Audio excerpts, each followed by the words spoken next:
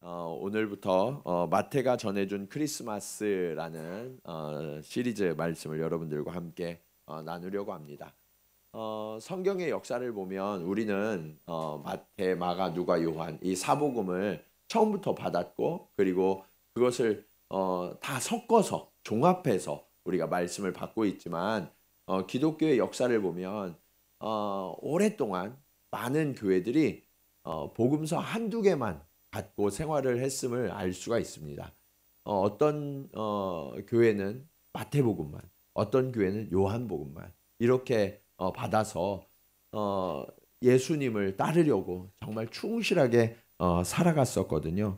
오늘 마태 이야기를 통해서 이 마태 교회는 어떤 교회였냐면 유대인인데 예수님을 믿게 된 유대 기독교인 공동체였습니다.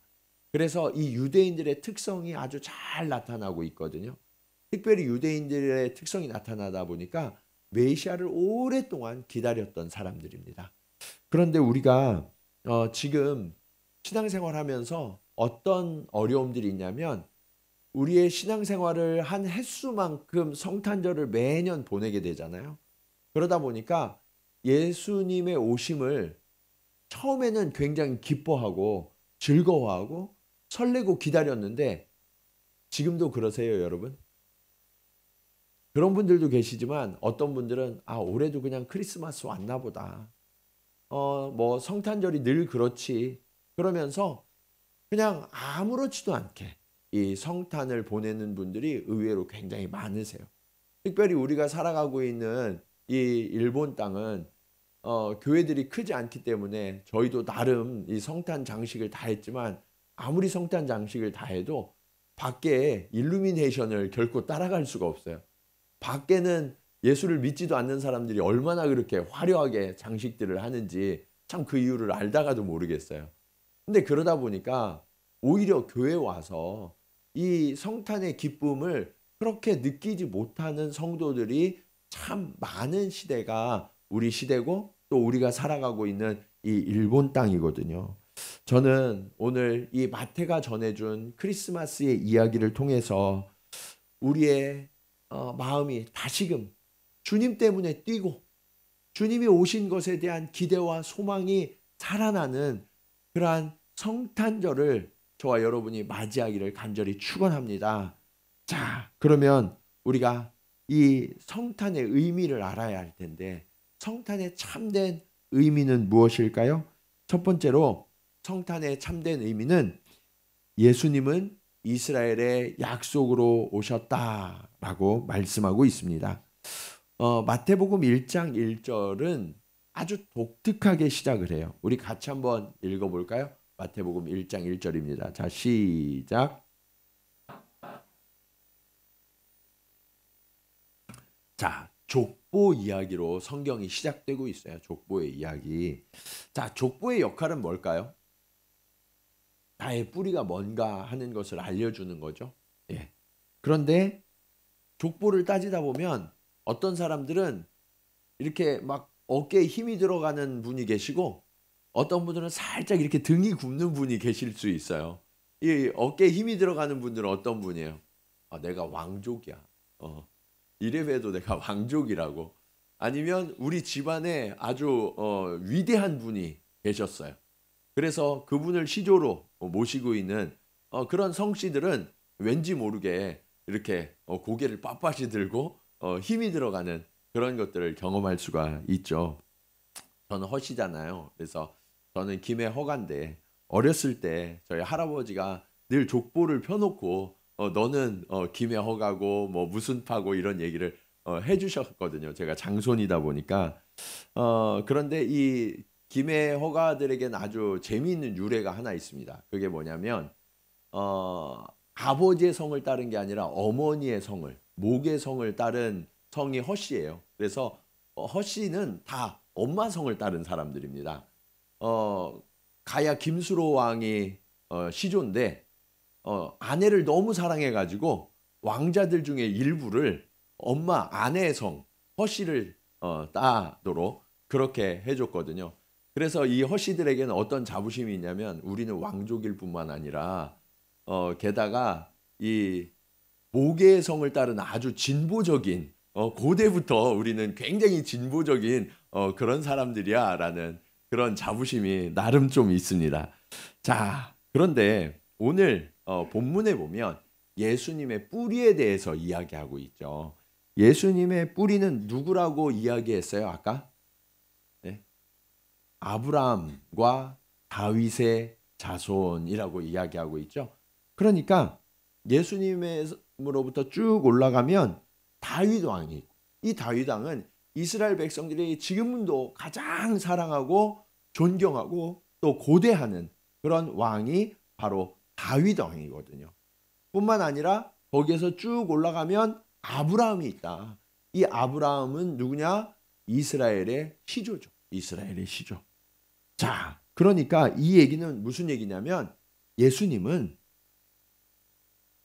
유대의 시조를 따라서 오신 우리의 동족이야 라고 이야기하고 있는 거예요.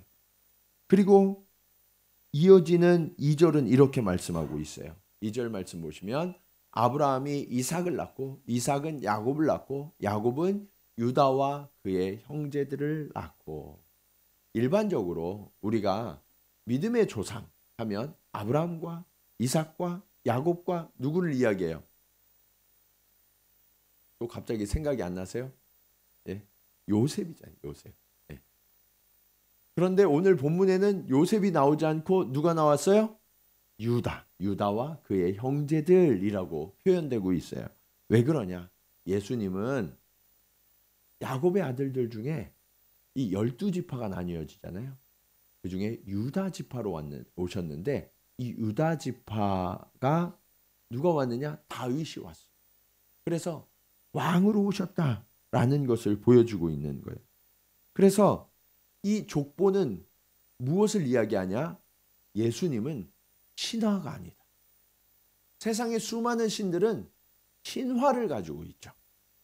그래서 많은 사람들이 하나님, 예수님 이야기도 신화지 그렇게 치부해버릴 수가 있다는 거예요. 그러나 족보가 있다는 얘기는 뭐예요? 신화가 아니라 산 역사다. 예수님은 역사로 이 땅 가운데 오셔서 우리와 함께 삶을 사신 분이다 라는 것을 생생하게 증거하는 것이 바로 족보라는 거예요. 그래서 세상의 많은 신들과 우리가 믿는 예수님은 차원이 다른 거죠. 자, 그 중에서도 예수님이 아브라함과 다윗의 후손이라는 사실이 정말 중요한데 이게 왜 중요할까요? 창세기 12장 3절 말씀 우리 같이 한번 읽어볼까요? 자, 시작.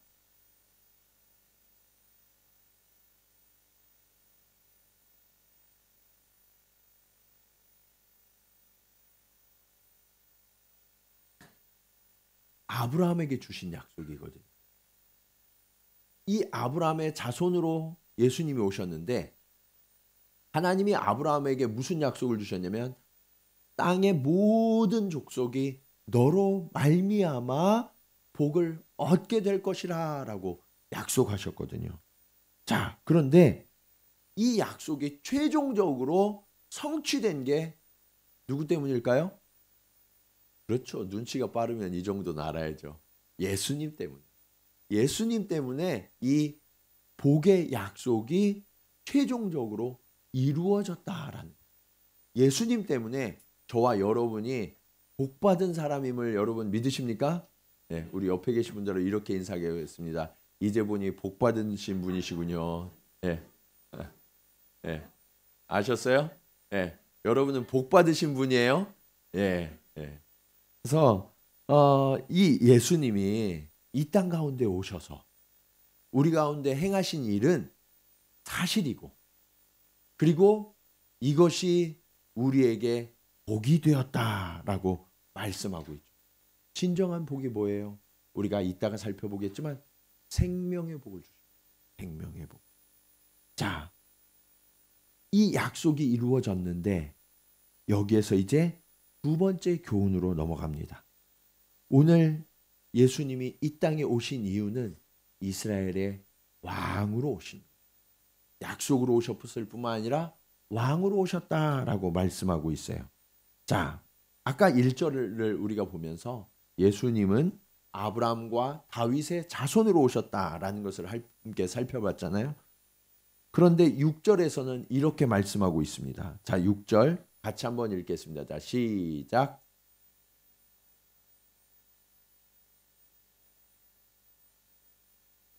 자, 그러면 다윗 왕의 아버지가 누구예요? 이세. 다윗 왕의 아들은 누구예요? 솔로몬. 자, 그리고 우리가 다 읽진 않았지만 그 이후에 보면 유다의 왕들의 이름이 계속해서 나와요. 유다 왕들의 이름이 계속 지루할 정도로 계속해서 나오다가 맨 마지막에 나오는 이름이 뭘까요? 그렇죠, 예수님. 그러면 예수님의 신분이 뭐란 얘기예요? 왕이시다, 왕이시다. 그러니까 예수님은 이스라엘의 왕으로 오신 분이시다라고 증거하고 있는 것이 오늘 족보의 이야기예요. 자, 그러면 어떻게 예수님은 왕가의 자손이 되셨을까? 아까 다윗 왕이 있었잖아요. 다윗이 자신이 왕이 되었는데, 그래서 왕궁을 지었는데 왕궁을 짓고 살아보니까 너무 좋은 거예요. 그런데 바깥을 보니까 하나님의 법궤는 어디에 있었냐면 천막에 여전히 있는 거예요. 천막에.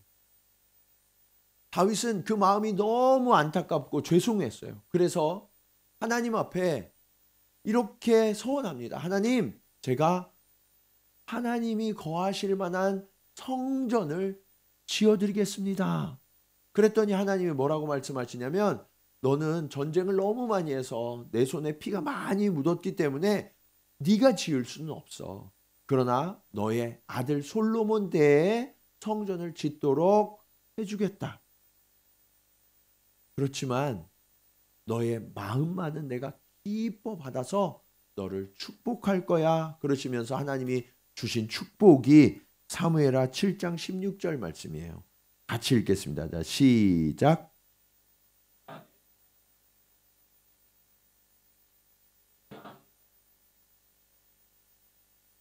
여러분, 세상에 수많은 왕들이 지나갔고 지금도 있죠. 그런데 그 왕들의 소원이 뭔지 아세요? 왕들의 소원은 우리 후손 대대로 왕이 되는 거예요. 그러니까 왕들의 가장 중요한 임무 중에 하나가 뭐냐면 자손을 많이 낳는 거예요. 그런데 아무리 왕조가 오래가도 영원할 수 있을까요? 그렇지 못하죠. 왕조는 영원할 수가 없어요. 그런데 하나님께서 지금 다윗 왕을 향하여서 뭐라고 말씀하세요? 너의 왕위가 영원하고 견고하게 될 것이다 라고 약속하시는 거예요. 여러분, 모든 왕의 소원이 이건데 어떻게도 이룰 수 없는 일인데 하나님이 이 약속을 주셨으니까 얼마나 기쁘겠어요. 최고의 소원이 성취된 거예요. 그런데 그렇게 약속이 이루어질 것 같았는데 유다의 역사 속을 들여다보면 그 약속은 실패한 것처럼 보여요.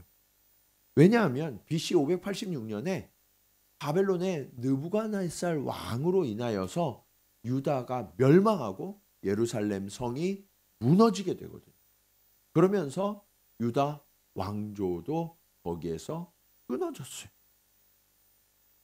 그러면 하나님이 약속하신 게 어떻게 돼요? 모든 게 끝났고 하나님의 약속은 실패로 돌아가는 것 같았단 말이에요. 그런데 하나님은 놀라운 방법으로 그 약속을 이어가세요. 11절 말씀 한번 보시겠습니다. 11절 보시면 바벨론으로 사로잡혀 갈 때에 요시아는 여고냐와 그의 형제들을 낳으니라. 여러분, 왕조는 끝난 것 같았어요. 왕은, 국가는 멸망했어요. 그런데 그 왕가는 계속해서 이어지도록 하나님이 역사하고 계시는 거예요. 이게 너무나 놀라운 일이에요. 저와 여러분의 삶 가운데에도 내가 너무나 공을 들이고 소중하게 생각했던 것들이 실패로 돌아간 경험들이 있으신가요? 내가 노력하고 애썼는데 잘 안 되는 그런 일들을 우리가 만날 때가 있어요. 그러면 우리는 낙심하게 되죠. 실패했어. 끝이야. 여기서 아무리 애써도 더 이상 방법이 없어. 그럴 때를 만난다는 거예요. 그런데 너무나 놀라운 사실은 우리는 실패했다고 여기고 우리는 끝이라고 여기지만 그 실패와 끝이라고 여겨지는 상황 속에서도 하나님의 약속은 계속해서 이어진다는 거예요. 그렇기 때문에 우리가 붙들어야 하는 것은 무엇이냐면 하나님의 약속이 세상의 성취, 성공이 아니라 하나님의 약속을 붙들면 저와 여러분은 결코 실패하지 않는 줄로 믿으시기 바랍니다. 이것이 하나님이 예수 그리스도를 통해서 우리에게 약속하시는 거예요.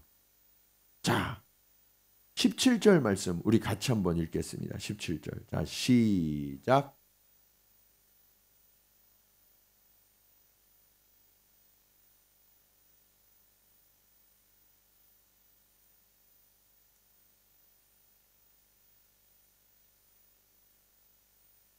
여러분, 저는요, 예전에는 이 말씀을 읽으면서 그냥 이렇게 계보가 이어지는구나. 이 정도였거든요. 그런데 이 말씀의 의미를 깨달으면서 오늘 이 구절이 소름 끼치도록 감사한 거예요. 왜냐? 모든 것이 끝난 것 같았거든요. 여기에서 더 이상 가능성이 완전히 사라진 것처럼 보였거든요. 그런데 성경은 뭐라고 말씀하시냐면 아브라함부터 다윗 때까지 연례되고요. 그리고 다윗부터 바벨론으로 사로잡혀 갈 때까지 연례되고 바벨론 포로기부터 예수님까지 똑같이 연례되라는 거예요. 우리는 이때는 좋고 이때는 망한 것 같고 그러는데 하나님은요. 동일하게 역사하고 계셨던 거예요. 하나님의 놀라운 섭리와 은혜는요. 도도한 강의 흐름처럼 끊이지 않고 흔들리지 않고 여전히 역사하고 계셨음을 오늘 본문은 증언하고 있는 거예요.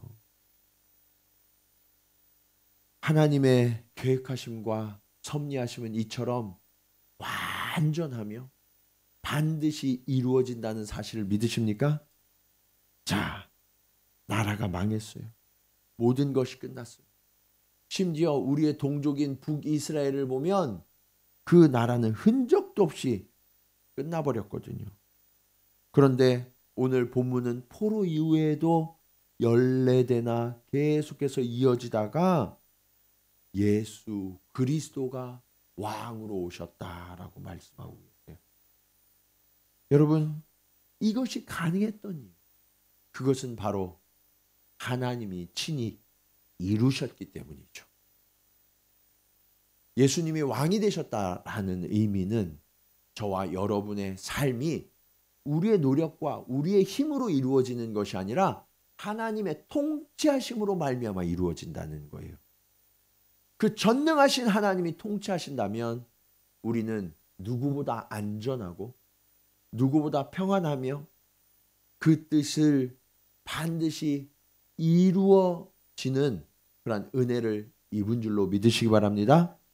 자, 그 예수님께서 우리의 왕이 되어주셨을 뿐만 아니라 이제는 더 큰 약속이 우리에게 되어주세요. 그것이 오늘 말씀의 마지막 교훈입니다. 예수님은 어떤 분으로 오셨느냐? 인류의 구원으로 오셨다라고 말씀하세요. 아까는 이스라엘에 주신 약속의 성취였고요. 이스라엘의 왕으로 오셨다고 우리가 배웠어요. 자, 그런데 오늘 본문에는 아주 좀 이상한, 아니 어떻게 보면 아주 특별한 구절이 감춰져 있어요. 보석처럼. 그 이야기를 한번 보겠습니다. 5절 말씀 우리 같이 한번 읽어볼까요? 자, 시작.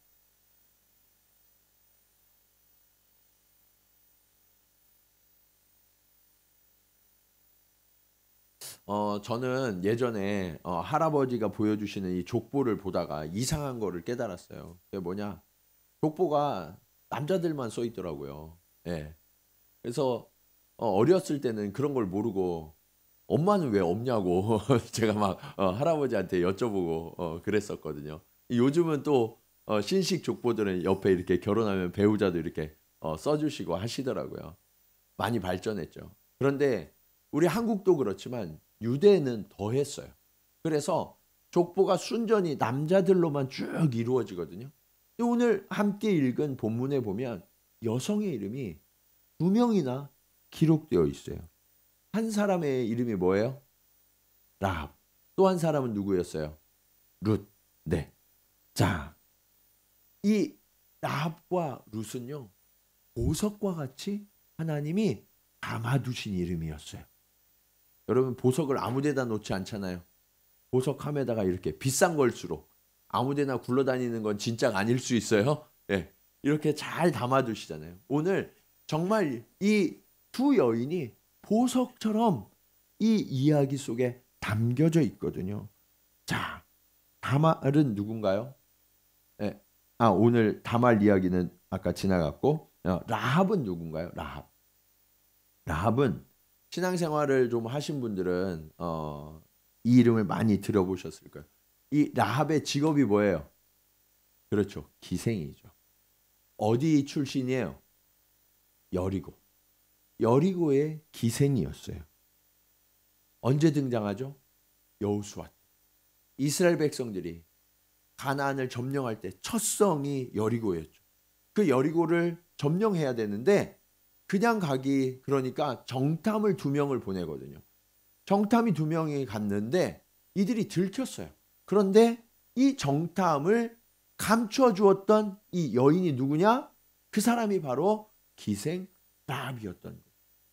이 라합이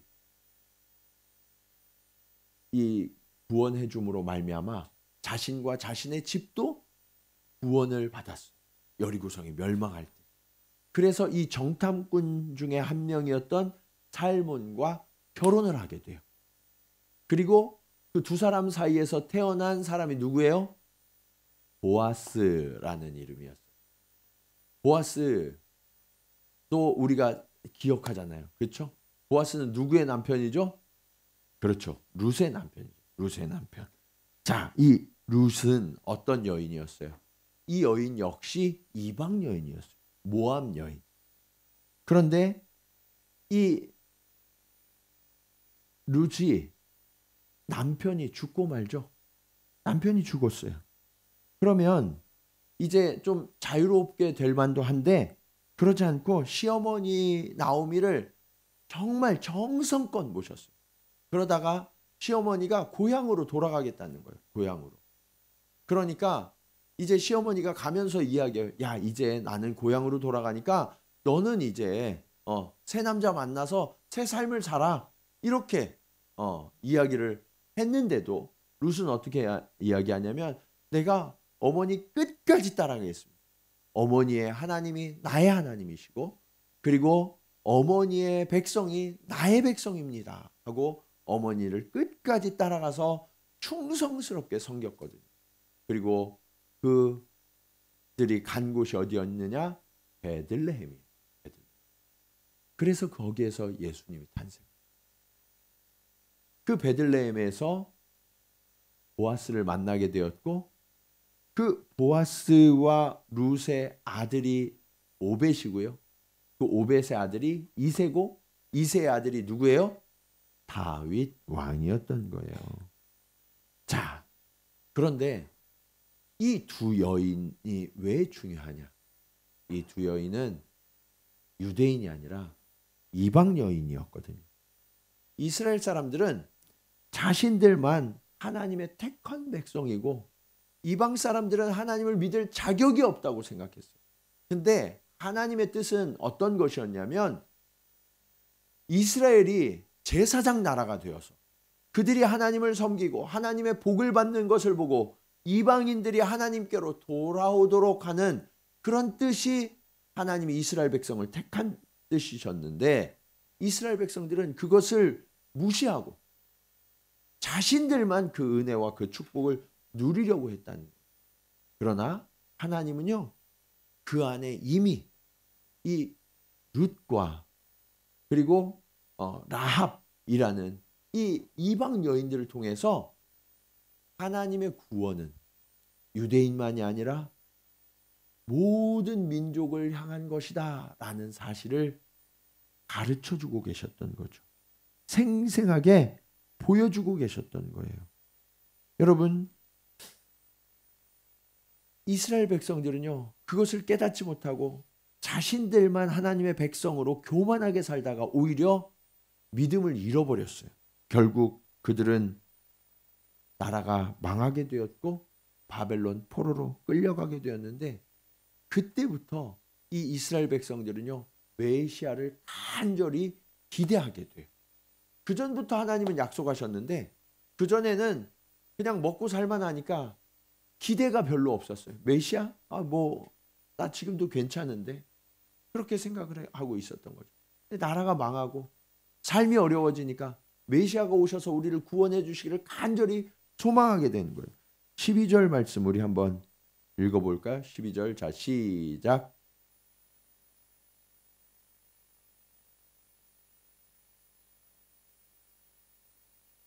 마지막 사람 이름이 뭐라고요? 스룹바벨. 자, 그렇게 포로로 너무너무 힘들고 어려운 상황 가운데 우리를 이 압제에서 구원해 줄 사람을 기다리고 있었고, 그가 메시아라고 생각을 했는데 이 스룹바벨이 그 일을 해요. 스룹바벨이 이스라엘 백성들을 포로에서 다시 되돌아오게 하고 예루살렘의 성전을 다시 재건하는, 그래서 사람들이 이 스룹바벨이 우리가 기다리던 메시아인가 했는데 이 스룹바벨의 역할은 거기까지였어요. 이스라엘이 독립하지도 못했고요, 다윗 시대의 영광을 되찾지도 못했어요. 그래서 이스라엘 백성들은 계속해서 메시아를 기다리게 됩니다.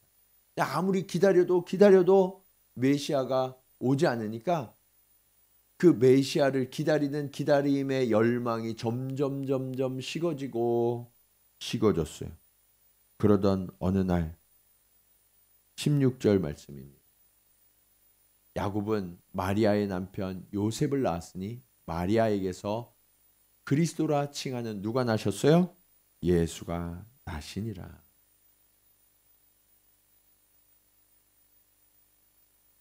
예나 지금이나 예수님에 대한 열망이 식어져 가고 있습니다.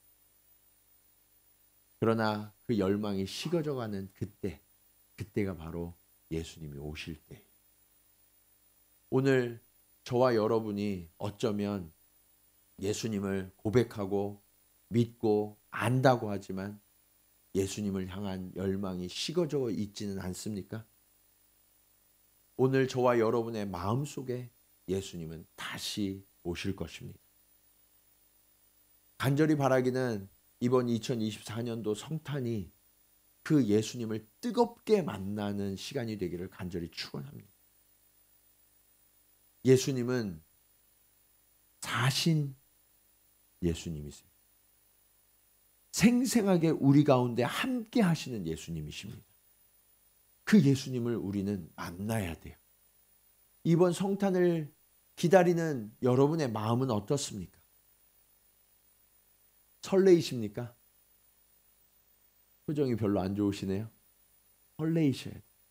가슴이 뛰셔야 돼요. 마치 어렸을 때 성탄을 기대하던 그때처럼, 처음 예수님을 만났을 때 그 성탄을 기대하던 그때처럼 우리의 가슴이 뛰어야 합니다. 그 주님 나를 만나주세요. 그리고 그 주님이 내게 오시면 나를 다스려 주셔서 내가 눌려있고 내가 해결할 수 없는 모든 문제를 왕 되신 주님께서 해결해 주신다고 약속하고 계십니다. 오늘 그 주님 앞에 저와 여러분의 모든 삶의 문제를 내어드리고 해결함을 받는 시간이 되기를 간절히 축원합니다. 그리고 그 주님께서 구원이 되시겠다, 생명이 되어주시겠다라고 약속하고 계세요. 오늘 우리의 생명이 호흡하는 것, 그리고 우리 마음 가운데 그 생명이 역사하는 기쁨과 감사가 느껴지는 것, 그것은 바로 예수님 때문입니다. 바라기는 이번 성탄이 오기까지 이 시간 우리가 날마다 주님을 고대하며 그 기다리는 설레임과 기대, 소망, 감사, 이것들이 저와 여러분의 마음속에, 영혼 속에 생생하게 살아 역동하는 이번 성탄이 되시기를 주님의 이름으로 간절히 축원합니다. 우리 이 시간 말씀을 기억하면서 함께 기쁘다 구주 오셨네, 그 기쁨으로 우리 함께 찬양하기를 원합니다. 하나님, 우리의 기쁨이 되살아나기 원합니다. 주님, 그 주님의 오심을 생생하게 우리의 입술로, 우리의 삶으로 고백하며 증거하게 하여 주시옵소서. 우리 그런 고백으로 함께 기쁨으로 찬양하겠습니다.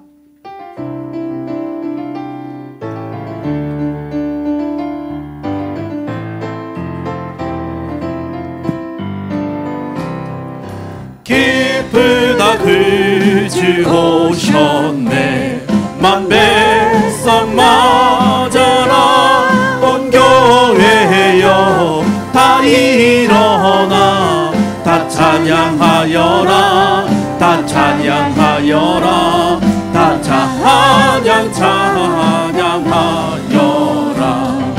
구세주 탄생했으니 다 찬양하여라.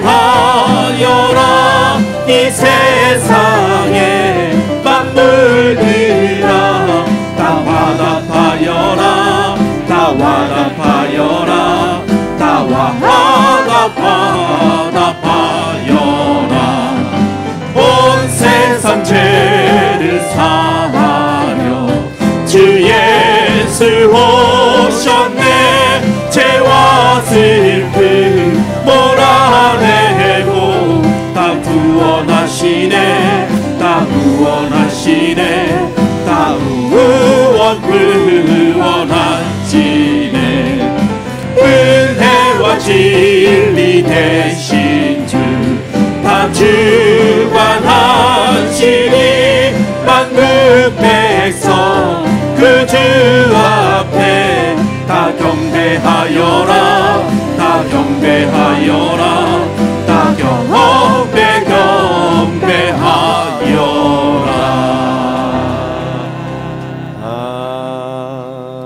아멘. 우리 말씀을 기억하면서 함께 기도하기 원합니다. 하나님 아버지, 그렇습니다. 오늘 찬양 드렸던 것처럼 주님이 오시는 그 기쁨이 우리 안에 다시 살아나기 원합니다.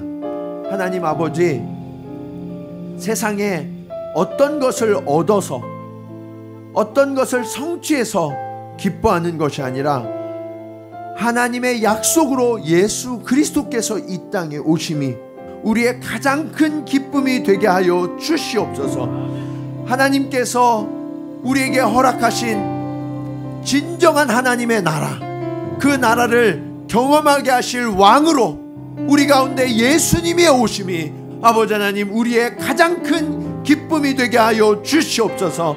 아버지 하나님, 우리의 눌리고 우리의 아버지 하나님 속박받은 모든 것으로부터 우리를 자유케 하시고 구원하신 그 예수 그리스도가 우리의 주님으로 오셨음이 우리의 가장 큰 소망이요 기쁨이 되게 하여 주시옵소서. 우리 간절한 마음으로 함께 기도하시겠습니다. 할렐루야. 아버지 하나님, 은혜를 감사합니다. 아버지 하나님, 오늘 우리의 성탄은 어떤 의미가 있습니까?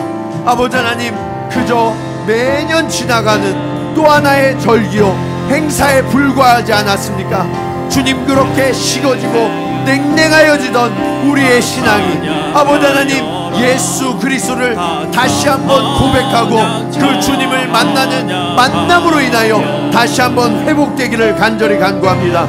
주여, 은혜를 더하여 주시옵소서. 예수 그리스도가 이 땅에 오심은 역사적 사실이며 하나님의 약속의 성취임을 우리가 깨달아 알게 하여 주시옵소서. 그로 인하여 우리의 삶 가운데 주신 하나님의 말씀도 반드시 이루어질 것임을 우리가 확신케 하여 주시옵소서. 또한 주님, 우리의 왕으로 오신 그 주님, 내 삶과 내 능력으로는 우리는 망할 수밖에 없고 패할 수밖에 없으나 하나님의 놀라운 은혜와 통치하심으로 아버지 하나님, 우리는 영원히 흔들리지 않는 견고한 삶을 이어갈 수 있음을 주님 선포하여 주시니 감사합니다. 주님, 그 주님의 구원, 그 주님의 능력, 그 주님의 사랑, 그 주님의 은혜 가운데 우리가 날마다 거하게 하시고, 그 주님을 기다리는 기쁨과 감사, 소망이 모든 성도들의 삶 가운데 넘쳐나도록 역사하여 주시옵소서.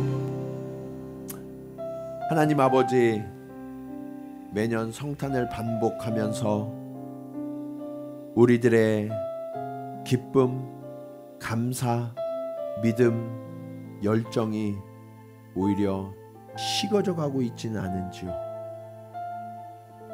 주님, 세상을 사는 것에 분주하여서 그저 날마다 한숨 쉬면서 절망하고 낙심하며 이 땅에 왕으로 오셔서 우리를 구원하시는 그 약속의 성취되시는 그 주님을 진정으로 기뻐하지 못하였음을 주님 고백하며 회개합니다. 주여, 간절히 간구하오니 이제 우리의 눈을 뜨게 하시고 우리의 영을 열어주셔서 우리의 진정한 소망이 되시고 우리의 왕이 되시고 약속의 성취가 되시는 그 주님의 오심을 깨닫게 하시고 그 주님을 내 마음 가운데 모셔드림으로 인하여서 기뻐하고 찬송하며 감사하게 하여 주시옵소서. 주님, 이 시대 이 땅이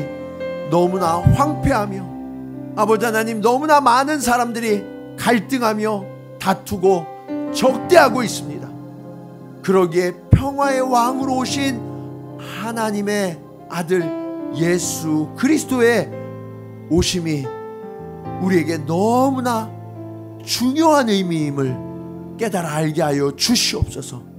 아버지 하나님, 모든 성도들이 이제 깨어나 그 주님의 오심을 선포하게 하시며 아버지 하나님, 이 땅의 모든 분열과 다툼과 죄와 사망의 권세를 이기신 예수의 이름을 높이며 자랑할 수 있도록 주님 인도하여 주시옵소서.